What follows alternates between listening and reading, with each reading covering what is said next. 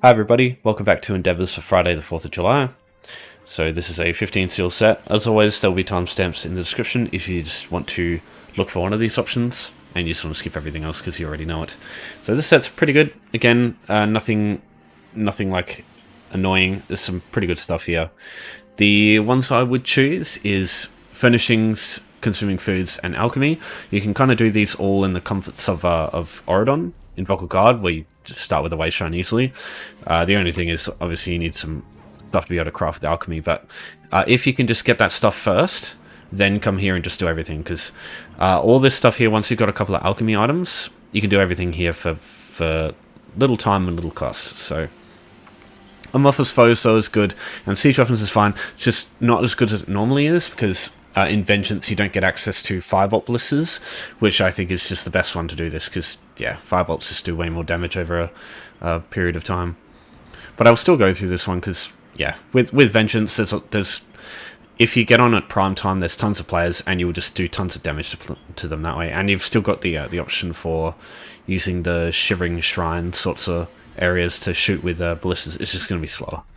Okay, so firstly I'll start with foods. Now there is a very easy area in Vocal Guard to get a bunch of foods without having to buy or make any. You can make some if you want, but what you want to do is come to this square pier right here. It's just a little bit southeast of the waystone that you start with, so everybody's got easy access to this. What you want to do is come over here. There'll be some bread on this bench here. There'll also be some pies in some of these saucepans, and I don't know what this is, like a bowl? Is that a bowl? So yeah, you can just... Oh, it takes the whole thing, well. Yeah, so just go through there and you'll get a bunch of items, and you just consume them whenever you're ready. And then, yeah, it's just a slight, time taken to consume the second one. But yeah, you just eat them. And that's it. So crafting with alchemy, I only suggest using poisons here, because unlike potions, which craft at 1 at a time base, poisons will craft at 4 at a time base, so you get 4 times the amount of value per item that you use. So yeah, I just don't see any point in using potions. So firstly, poison solvents. You'll need one of these in order to craft a poison. You can get these from killing creatures. So if you go to Werewolves 1, as an example, like you can do this anyway. Basically, kill some beasts like some wolves or some skeevers or some monsters and shit like that. They will usually drop some poison solvents. So this is Ichor. This is like the basic one that you can use. There's also Grease, but if you've got Ichor, you can use that at level 1. So there's no point to use Grease if you've got Ichor. But if you've only got Grease, just use that instead. So you just select it here in the solvent, and then you need 2 reagents that work together. So the way to know if a reagent works together is this word here. Don't worry about what this says. But if they don't work, it will say inert. If they do work, it will say... I don't know. Yeah, so it'll say unknown. So that means it will work. You just don't know what 2 things will go together that will work. So just activate those and bam. Easily done. So that's 4 items there, just from 1. Now, I will put some links to some stuff in the description that will help you, because if you don't have any alchemy reagents, you're going to need to go find some, and the odds are you'll probably need to find more than 2, because there are some alchemy reagents that don't work together. Right, so firstly, all the alchemy plants that you can find in the environment. These are only a few of the items that you can use, but these are all like the ones that will just randomly be in the open. So there is another place we can find all the the proper images. I don't know where the last one I used has gone, because I can't find it. But if you, I'll link this in the description as well. If you click on this, it will show you the types of the image of what it looks like, or in the other case of ones that you get from killing stuff, it'll show you what types of enemies you'll need to kill in order to get it. So, for example, Butterfly Wing, you find them from Butterfly nodes. Dragon's Blood, you need to kill dragons, stuff like that. So, yeah, and it's got all the different ones that you can use, up to all the recent stuff. Yeah, Powdered Mother Repel you're going to get from clans. So there's a couple of things definitely that you don't want to use. Columbine is a good example of one you do not want to use for this if you can, because these sell for a lot and they're very valuable. Because these are the main one that creates the tri-stat potions, which are really good. But yeah, things like Dragon Spile is pretty cheap, even though it comes from dragons. One of my personal ones that I tend to use is either Blessed Thistle and Dragonthorn. I also like Whitecap and Blue Entolema. Yeah, you'll probably have seen some of these in the wild. You just got to go around and find it. As for where to find these things, you can literally find them everywhere. Every zone has tons of alchemy reagents all over the place. If you just head out and go along here, you'll probably find some stuff. Now, if you want to screen cap or screenshot this, you can as well. This is all my alchemy reagents that I've found in Craglorn. I'll put solvents there too if you want to use potions, but I wouldn't recommend it. So yeah, I've done a lot of searching through Craglorn. So yeah, you can see here there's so many. Just keep in mind there's only a few types that will spawn near like the water's edge, and the Nirnroot icons there, those are either Nirnroot or water hyacinth. Everything else is like different stuff. And yeah, also check for mushrooms too. A lot of those are very valuable. Yeah, next up is a lighting furnishing endeavor. So this one here, you can actually do this.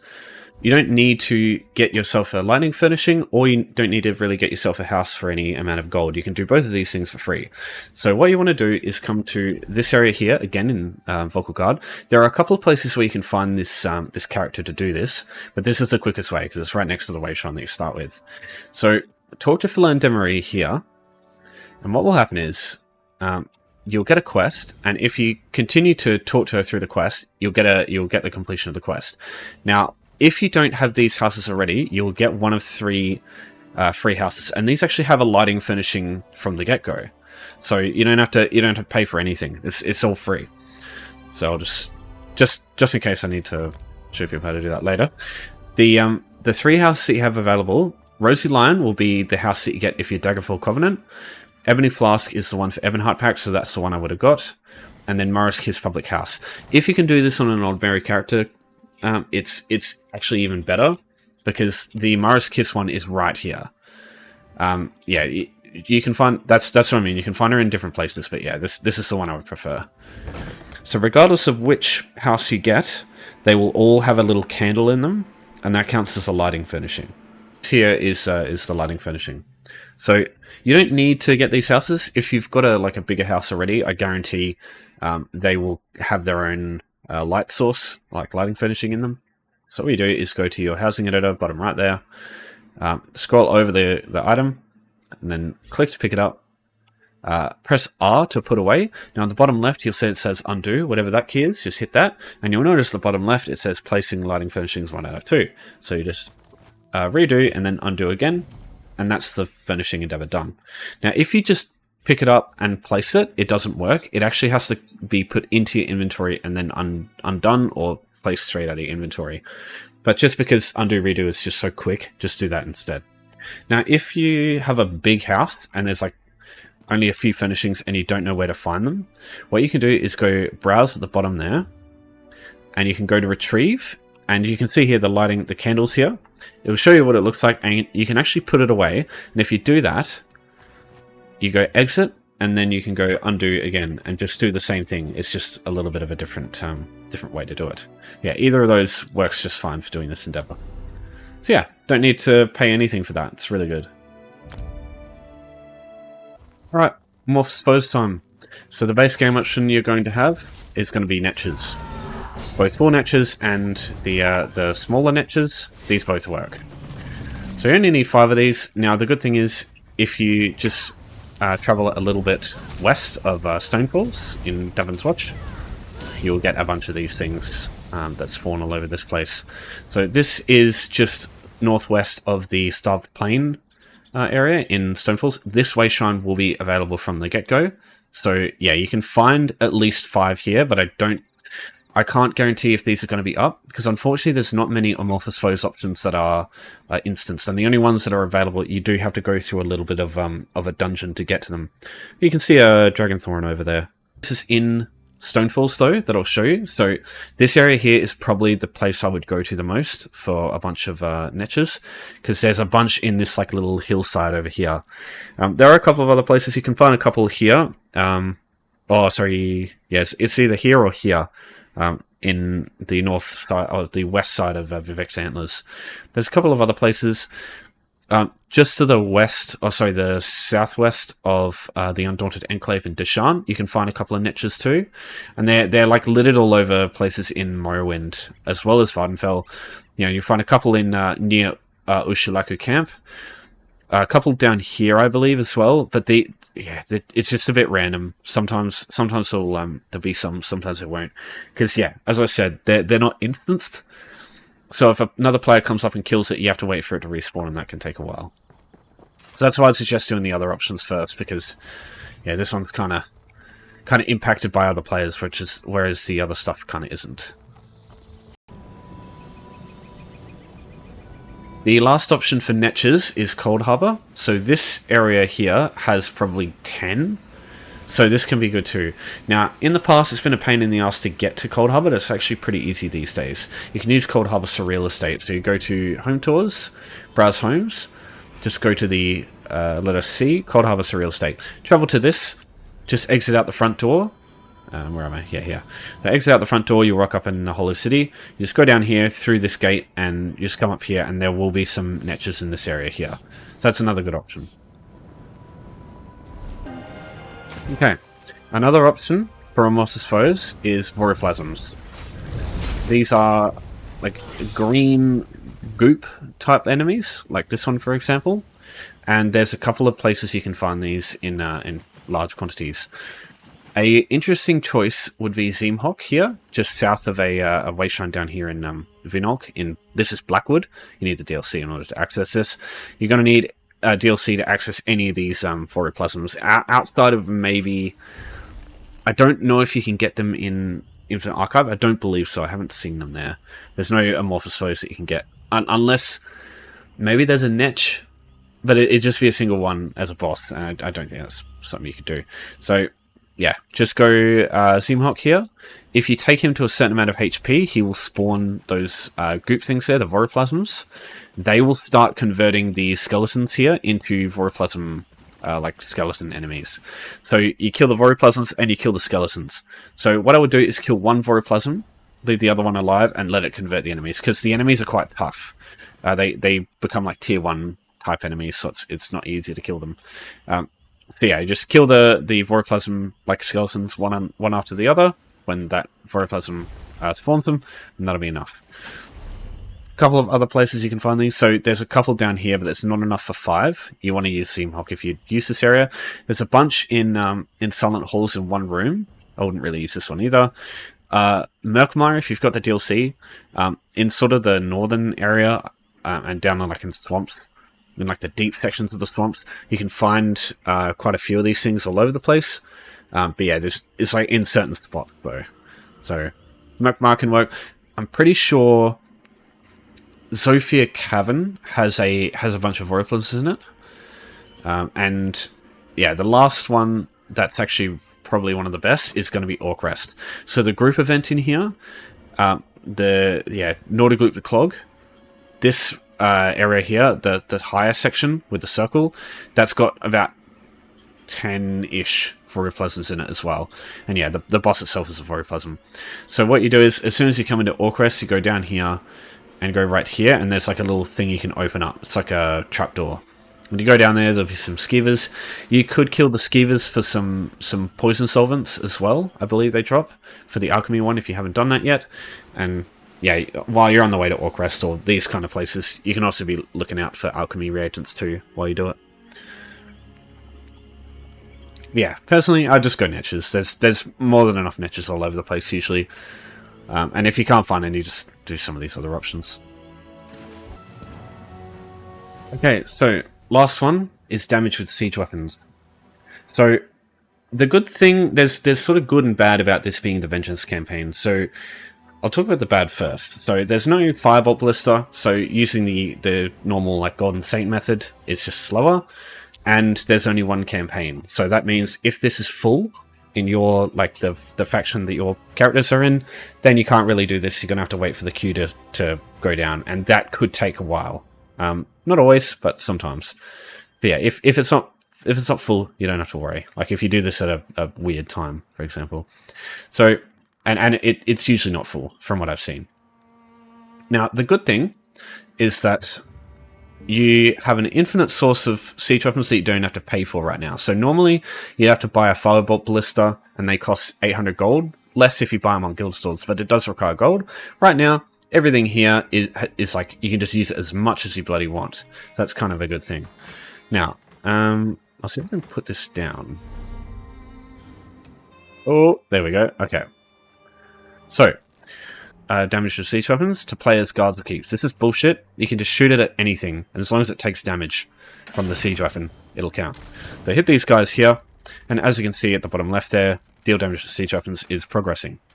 So the best way to do this is if you can find a spot that these guys can't actually hit you, because as you can see, they can't nav mesh to me, so they just sit there and do nothing. Now, the reason I'm not shooting them anymore is that I don't... Okay, so I can shoot them again and it won't kill them, but I don't want to completely kill them, because if I do, it prevents other people from just being able to do the same thing, because they take a while to respawn. I just don't want to be a dick, and if other people want to do this, I just don't want to rob them of that opportunity.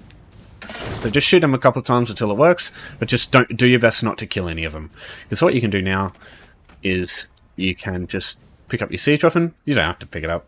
I mean, they last forever now, but I'm pretty sure it counts as a siege weapon in the... Yeah, because I think it would count for a siege weapon. Not that you'd ever really use siege in those situations, but when you're sitting here like this, they will just give up, and then they'll get all their health back. There you go. So if I go up to them, they'll have their health back now. So you can see they're all tanky now. So that's the idea. Now, you can't always do that. What you can do instead is just like put your siege and just shoot them, and then if they get too close, just run away, and they'll eventually do their leash AI and just walk away and heal. Another one of the items that you'll have in your miscellaneous section for all your consumables is going to be flaming oil. You can use trebs too, but I wouldn't really use them. So with oils, what you can do is, so if say a group of like enemy players are attacking like the front gate and they're sitting down here, they've got rams or they've got like ballistas in this area here, what you can do is you can go to your quick slots, make sure oil's there. You can set them up like this. So through these grates on the floor, you can dump the oils down and they go down below and they hit the players down below. And believe me when I say this, these things fucking hurt. If you are in a group with, like, if there's another group of players that are like defending the keep, have them put oils here and time your dumps so that, or like try to like time your dumps so that they drop there the same time you do. And you can do the same thing up here. So you can deliver oils up here, or if they even those are like too busy, you can also put oils on the sides here like this. So dump all the oils down at once, and believe me, you will fucking obliterate everything down there. That is the unfortunate existence down there. It won't really hit anything over there, but that's not really what you're trying to do. You're trying to hit everything here, like hitting with a battering ram or whatever. So that's the other way I would do this. So yeah, you can use a ballista, set it up, aim it out here, shoot the enemies at the door that are like setting up siege over there, or yeah, you can just plant your oil as well. Either of those works. Alright, here we go. So, oil's down. Yep, there's one. Put one here. And I need to dump mine quickly as well. There we go. Look at all those fucking hits right there. And I just killed a bunch of people. Yep, there you go. Oils, man, they're so fucking good. Oh, that's a mage guard. Right. They're still down there, so give them another volley. Yep, time the other one as well. Hit this one. Yep, you can see the damage numbers down there. Throw this one down again.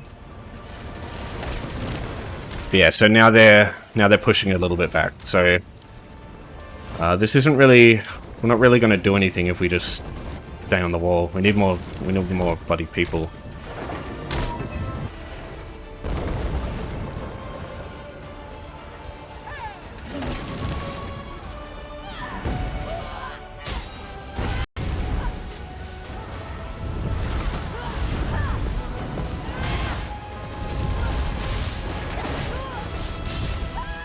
Thanks for moving me away.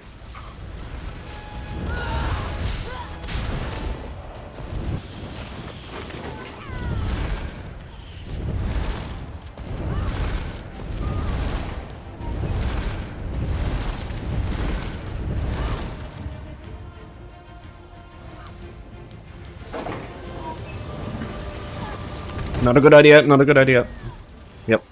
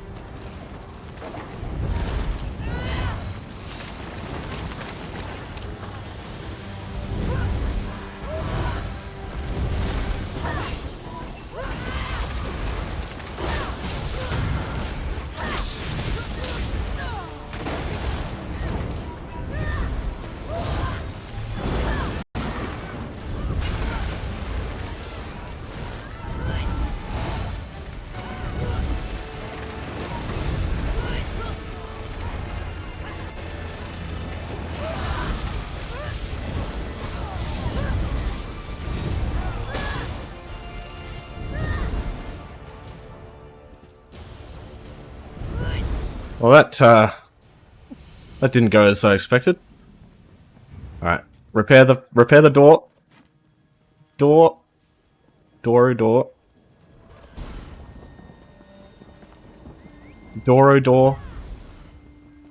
You don't have the right.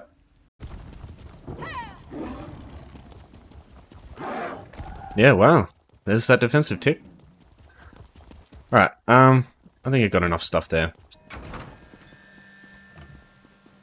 Alright, so that siege kind of fell on its ass. I think I'm going to make an assumption that the oils, because while I was fighting down there, people were throwing oils down, and what was happening is people were coming into the keep, getting wrecked by oils, because what oils do is they deal a bunch of damage up front and then damage over time.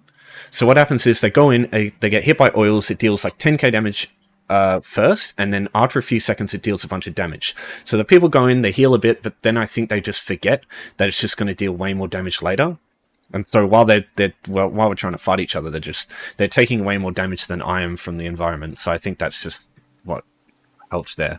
That and just like, I think more people rocked up at the end. I'm not sure. Anyway, so that was a very successful defense. So yeah, thanks everyone for watching.